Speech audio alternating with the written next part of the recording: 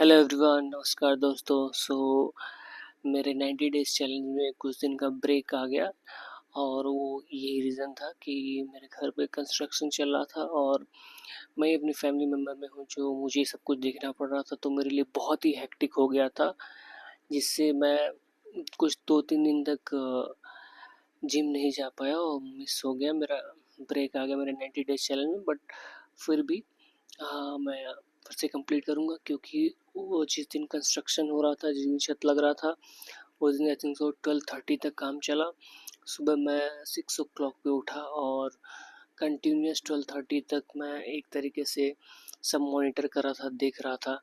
तो फाइनली हमारा छत लग गया और मुझे बहुत खुशी हुआ कि मैं अकेले ये सब कराया। मुझे बहुत ही एक अच्छा कॉन्फिडेंस मिला, अच्छा लगा कि लाइफ है, कुछ भी करने को पड़ सकता है आपको। अगर आप अकेले हो तो आपको बहुत जिम्मेदारियाँ हैं, बहुत कुछ है, तो आपको बहुत कुछ देखना पड़ता है। तो अपनी जिम्मेदारियों से, अपनी चीज़ से कभी भागना नहीं चाहिए और अच्छा करना चाहिए लाइफ में। लेट्स सी आगे क्या होता है।